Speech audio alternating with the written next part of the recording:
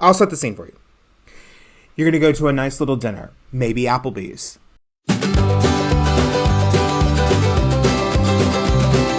Give us this day our daily bread. Oh my God, hi. I wanted to tell you this thing that my friend told me the other day. We were talking about, so there was a new song that came out. I'm a singer, and he's also in the music industry. And there was this new song that came out last week, and it's a cover of a classic country song. And I would say it's in like my top 10 favorite songs, all genre, all time. I love this song. I've been singing it for years. It's so beautiful.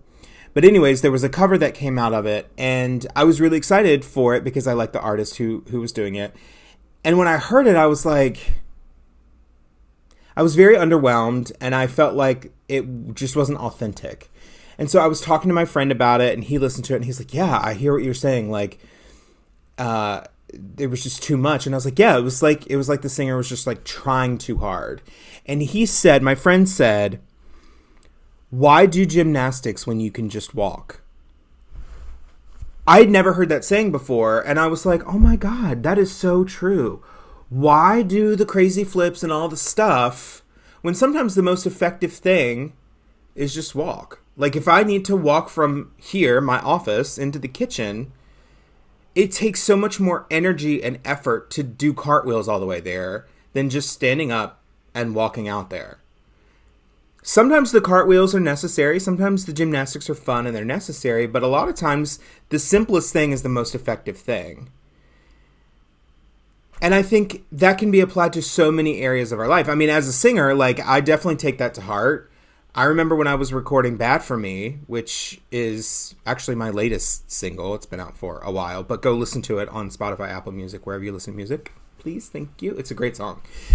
I remember when we were recording Bad For Me, we were on the third chorus. I had recorded the third chorus, and then my producer, Christian, was like, okay, I just want you to play around, and we'll do some ad-libby things. And I had already started performing that song live, so I had really the song had come into its own, and I knew what I was going to do at the end as far as, like, runs and riffs and playing around and stuff, because I'd been doing it live. And so I went in, first take, just did what I normally do, and it was wonderful. And then we were like, let's do a couple more, and I'll try a couple different things. And it was when I was trying too hard and not letting just sort of the natural progression of my voice, or the natural sort of like natural learned behavior of my voice from singing for the past years.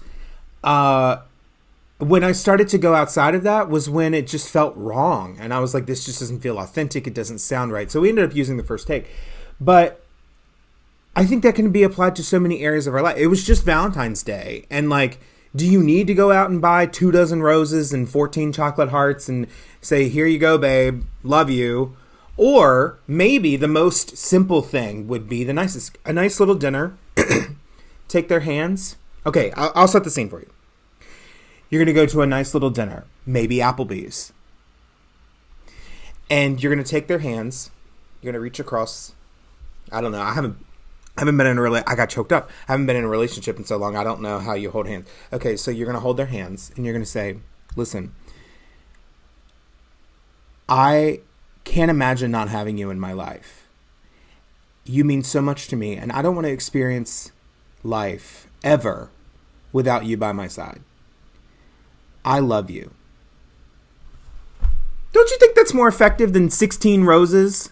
Right? It's the simplest little thing. And look, it's not right for everybody. Sometimes there are people, we know those bitches who want the roses, right? They want to post them on Instagram or whatever. But like, sometimes the simplest thing is just the most effective.